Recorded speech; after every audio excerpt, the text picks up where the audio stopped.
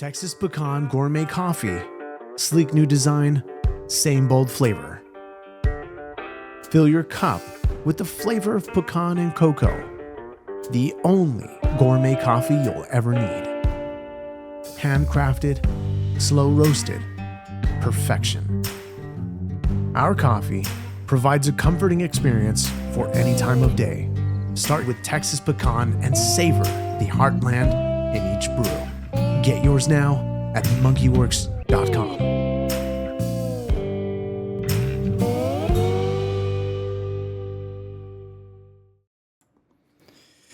That's a little Werx for the soul, baby. All right. Hey, so listen, this is going to be our SITREP at 7/17/2025, coming to you live here from the Monkey Lounge in the great state of Texas. And so, look, every now and then, a headline just stops you cold.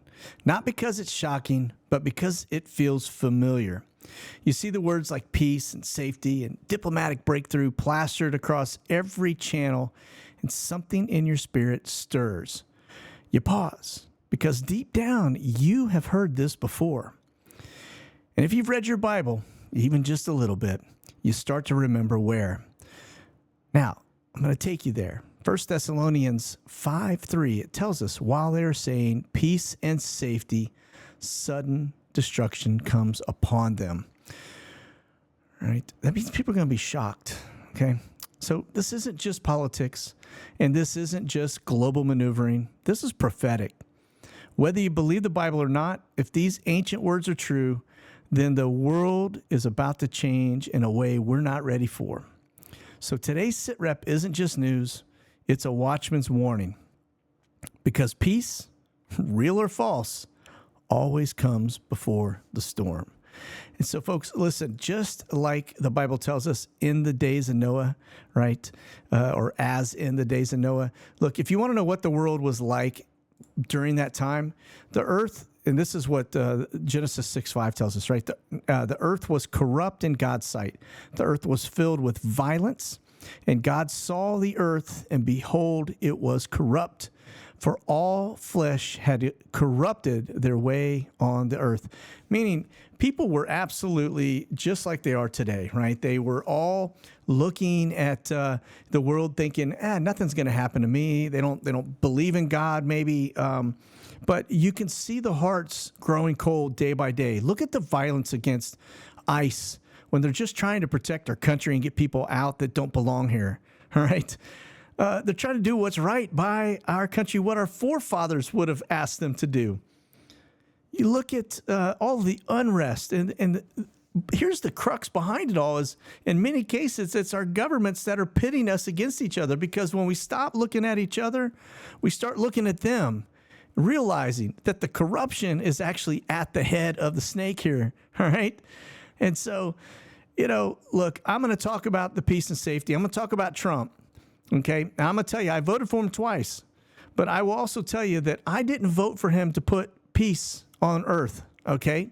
I voted for him to drain the swamp, get rid of the corruption, and start holding people in Washington, D.C. accountable, and quit having this two-tiered system in which justice is served on two different plates, right? One for you and me, which puts us straight to jail, right? We get the perp walk, and one for them, which is made of Teflon, and they never, ever are held accountable for what they do. And yes, I know, I just did the old Jack in the Box, man. I bounced on my seat. I'm trying to break the habit, folks. Just bear with me. But nonetheless, I'm just going to point out some very obvious things to me that I think you guys need to be paying attention to, because it is very important that you take note of what I'm about to tell you, okay? Now, I'm just full disclosure. Like I said, I voted for Trump twice, and I am not by any means saying this guy's the Antichrist, all right? He may or may not be. I don't know that we will know that, okay, until he is revealed, and I don't think we'll be here for that. But whoever comes in and confirms the covenant, that kicks off the 7-year tribulation period. That person that confirms the covenant, right? And they will use that language, confirming it. right? That's how you know it'll be biblical. That's how you know it will be the Antichrist, because that is his role, and that's what the Bible tells us, okay? So you hear me talking, I've been kind of going off into those directions a lot lately. I talk about Jeremiah 49, what's going on with that little pocket inside Iran that is called, Elam in ancient days. That is still unfolding. It hasn't, it's not completely fulfilled, but a lot of it has been, okay? And so just keep our eye on that. All of this stuff could happen very, very quickly. So what you're looking at here, this is Trump's schedule. This is from yesterday. And you're going to notice he's meeting with a bunch of Middle Eastern dudes, all right? He's got the crown prince and the prime minister from Bahrain. And then, of course, he's got dinner with the state of Qatar this evening, or not this evening, in the evening. And so these guys, probably all together, okay, but they're key to bringing peace to the region. Saudi Arabia is the same thing. You may see them start rolling in. Of course, he is probably talking to them a lot more than we even realize. But these are key. And if you want to know, well, why do these sound familiar and why are they doing here now? He's just shoring things up, okay? Take a look at this. You remember in his first term, there was this thing called the Abraham Accords, right? Well, if you're not familiar with why it is even called that, let me just explain it to you real fast, back of the napkin, okay? Basically, you had two lines of lineage that all stem from Abraham, okay? You got Isaac and Ishmael, and under the Isaac line of lineage was Jesus Christ, and underneath Ishmael was Muhammad, right? So how do you bring these two together? Well, you don't try to put an accord together between the two different lineages, because they're totally different, thought processes. In fact, they don't even worship the same God, okay? But you go up to the father, which is Abraham, okay? That's how this comes into play. So remember, the very beginning of this, it came out in his first term. Everybody, I think it took us all by surprise. We all looked at each other like, wait a minute, that's biblical. Could this be the beginning of somebody putting together this 7-year peace deal? Well, then take a look. Here you got Israel has an agreement with Bahrain. They've got it with Morocco. They've got it with the UAE. You see Sudan is in there, and they're not going to be a part of that. I got news for you. The things that are going on with Sudan, that's tied heavily to Iran and Ezekiel 38 stuff, okay? But they also have an agreement that you don't see here. Bibi Netanyahu mentioned it just like a week before the October 7th attacks. He said, we've got the normalization agreement with Saudi Arabia signed. He said, we'll make it official at a later time. Okay. So all of these countries around Israel are coming together. Now, Iran's not part of this, right? But pay attention to that, right? This is right here. He started it in his first term. We pursue a vision of peace and security, right? Peace and security, right? Exactly what the Bible says. When people are thinking they have peace and security, that sudden destruction will come upon them, all right? So pay attention to that, okay? We're going to get into, we're going to keep going. Let's check this out. So remember, after he basically hit Iran, this came out on the whitehouse.gov website, June 22nd, basically just talking about, his decisive action against Iran. But again, Trump's display of peace through strength, basically beat him into submission is what's happening there. But I want you to just look at all the names of the Kool-Aid drinkers that are getting in behind this. As I mentioned, look, I voted for the guy twice. I did not vote for him to be the peacemaker around the world. Right? I voted for him to drain the swamp. But look at all these people that are standing in line here, all the way down, right? Because look, they know, and look, you got guys like John Cornyn, okay? Yeah, there's a bunch, Lindsey Graham, okay? Look, the reason, even John Fetterman, the reason they're like, yeah, focus on peace is because they know he's not focused on the swamp, okay? He's too busy dead eye focus on peace, okay? They know that. So they're like, yeah, great job, man. Yes, peace through strength, right? They want him focused on something else because they know if he's not doing that, he's looking at them. Okay, so let's push on. Check this out. As Trump seeks to be a peacemaker, Netanyahu leaves Washington without a breakthrough on the Gaza deal. Look, he didn't show up here for the Gaza deal. I can tell you that. This tells you that the whole thing with Secretary of State Rubio going over there, an emergency visit to the Middle East was a total just clam bake. Okay, fake. That's not what they went over for. Remember, we were coming up on July 4th. I was showing you the survey flights over the United States were at like a 90% increase over 30 days. It was insane. They were looking and scrambling. They started arresting Iranians. They were finding guys that were here that were Army snipers from the IRG, okay? We couldn't get them fast enough. And we knew, all right, look, you're going to have millions of Americans celebrating our freedom, soft targets. So what do? We got to go make a deal. That's why Rubio went to the Middle East, to broker a deal with the clerics of Iran, to buy himself some time or buy us some time, call off the dogs. So this confirms it, because why would Rubio go over there on July 3rd and then Netanyahu come over here, right after that and sit down to talk to Trump if they were talking about the Gaza deal? It doesn't make any sense. Then again, I don't think he's talking about Gaza deal when he came here. Why? Because what happened immediately after Netanyahu leaves?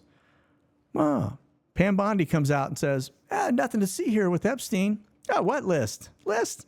We don't have no list. Yeah. That's why Miss Maxwell's in jail saying, hey, I'll come talk to you, because if there's no list, then why am I in jail? Okay.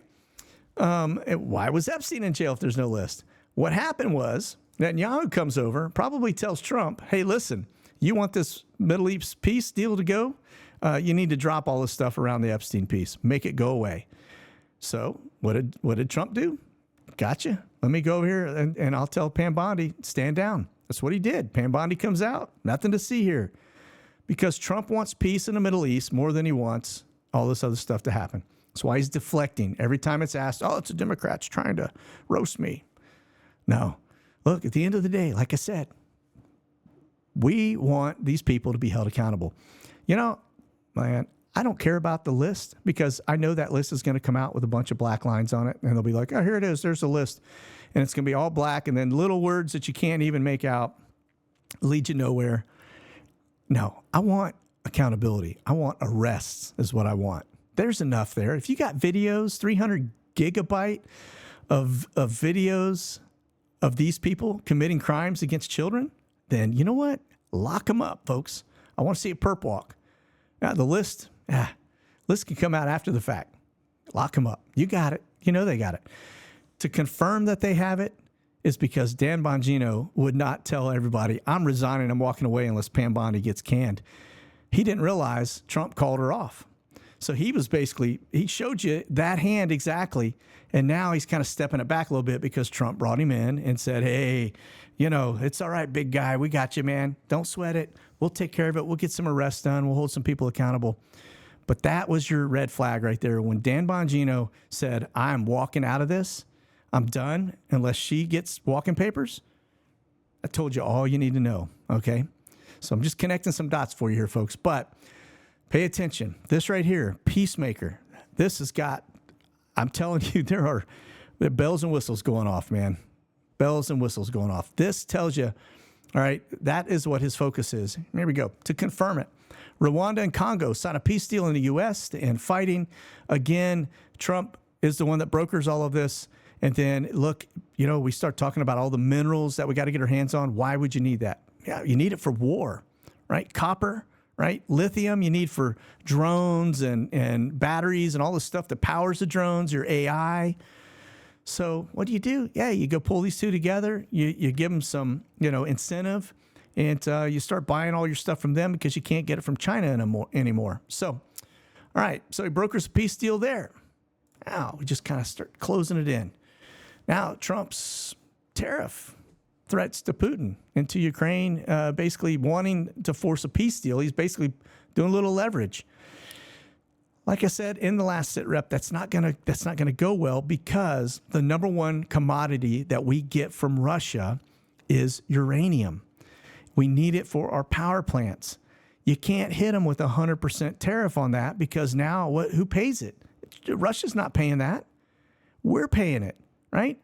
The people that run the energy plants, right? The power plants that are nuclear power that need the uranium, they're going to have to pay that 100% tariff. And who do you think they're going to pass that on to? You and me, okay? So, again, not a great deal. I see the leverage. He's just trying to do anything he can to bring people to the table for peace because that is what he is basically focused on. So, moving on. All right. And how a self-proclaimed peacemaker embraces Israel's campaign against Iran. Yeah, this again, here he is roughly a month ago from a stage at an investment forum with Saudi Arabia. U.S. President Donald Trump issued a warning to Iran that would be, what's the word they use here? Prophetic. All right. So I'm not the only one saying that. That's Reuters. Okay. But we end up hitting them, on the 22nd. Okay. Now, let me just show you why all of this is going to be a false peace. Take a look at the spend. And this is the graphic, and look at the uptick, all right, going 2024 and 2025, it continues up, okay?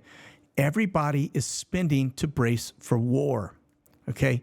That's why this peace is not going to last, okay? Trends in world military expenditure 2024. This one here, it says basically that world military expenditures rose by, and I'm not sure if there is a period in there or not, but it says 2718 billion. Maybe it's 271.8 billion in 2024. That seems like it. It's an eye chart for me, so I do apologize. So let's just go $271.8 billion in 2024, meaning that spending has increased every year for a full decade. So for 10 years, spending has continued to increase year over year over year. It says here that going up by 37% between 2015 and 2024. It says that there is a 9.4% increase in 2024 with the steepest year-on-year rise since at least 1988. So again, everybody, they may be talking over here, peace and safety, but over here, the hand that's moving, right? That right there is the war machine. And I'm telling you, when I look at all the trend data, war is on the horizon. And if they're telling you peace and safety, that's because you are going to be surprised because the Bible even tells you that, okay? All right. Now, look, just to confirm, look at all of the NOTAMs and TFRs around the world. This, when we first started doing this 6 years ago, none of it didn't look like this at all, all right? Everything is covered up. You get in closer, and it is, look at this. Just look at Saudi Arabia. Look at all of the boxes around Saudi, okay?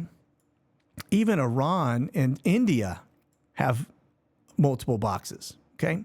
You get over to the United States. We got danger boxes up both coastlines. Yeah, ain't no peace. If it's peace, it's false peace, okay? Now, let me show you, just to support what I'm telling you, okay? Let me show you the C-17 Globemaster. This is a long-haul logistics aircraft that carries a lot of stuff, okay? I've already told you we've seen trains upon trains headed from up at like Fort Sill down to the port in Galveston, right, with loads and loads of equipment. Most of it is going to Europe. Now, remember Trump said just before we met with NATO, oh, I'm getting ready to pull my troops out. I'm getting ready to do all this stuff. He hasn't done that.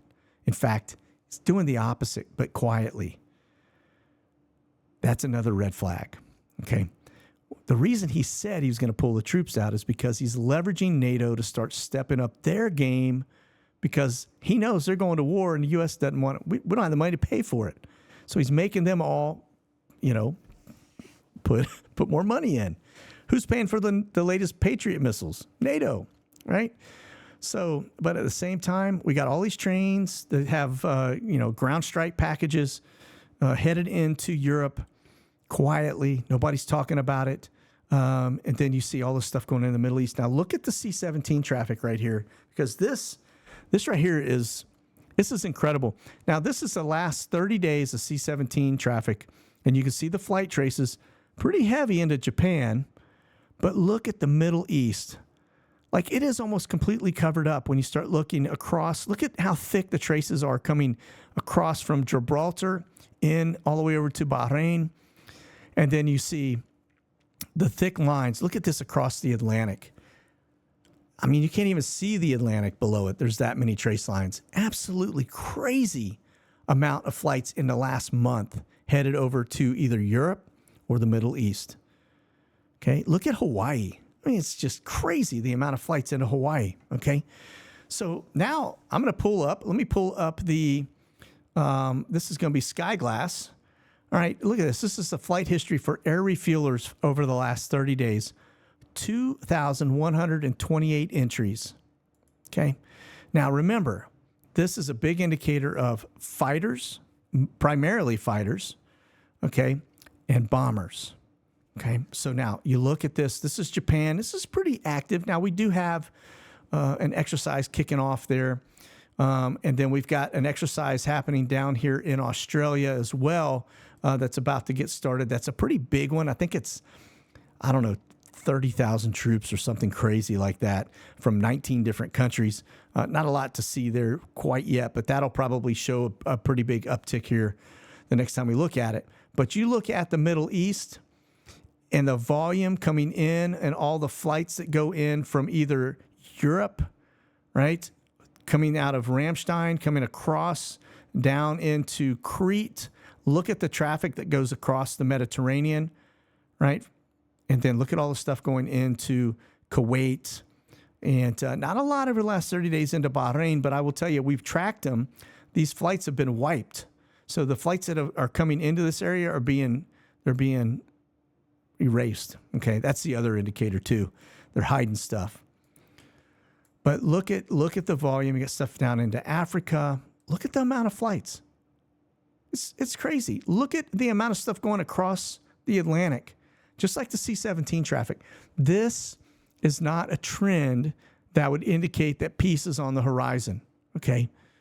So when you see them come out and talking about peace and safety, don't buy it, folks, because it is not going to be long-lived at all, right? They may ink a deal and somebody will confirm it, and then once that gets confirmed, it will not last, okay? Look at this here. Look at all of the traffic into Hawaii. Look at the United States, 30 days. Look at all of the volume going into Alaska, right? And I've been showing you, you look at Russia. Now, this is only the last 5 days in Russia, but look at all of the stuff that's getting pushed out front to the far eastern flank of Russia as we push all this stuff into Alaska. I'm telling you, man, people are getting ready to get it on, man. I'm telling you. It's about to go sideways. Just a matter of time. So, again, when you start hearing all of this talk, peace and safety, don't buy it. It's going to be a false peace and safety. Okay. All right, folks. Listen, this one isn't, I didn't go super long in it. There was a lot of other stuff going on in the news, and we'll come back to it. But the big piece to this is it's just, look, you're hearing it. Just go look for yourself. If you don't believe what I'm telling you, go read the Bible. Go see what's going on. I've been telling you, there's all of this stuff biblically starting to break loose around the world, and we need to pay very close attention to it because, we can get blinded by thinking that somebody's going to come in here and just right the ship. And I've said this in the past. Don't put your faith in man. Right? You'll be disappointed every single time. Okay, so. All right, listen, that's going to do it for our SITREP today. I hope you guys have a fantastic rest of your week and weekend. We'll see you for the next one here on Tuesday. You guys be safe. God bless. Monkey out.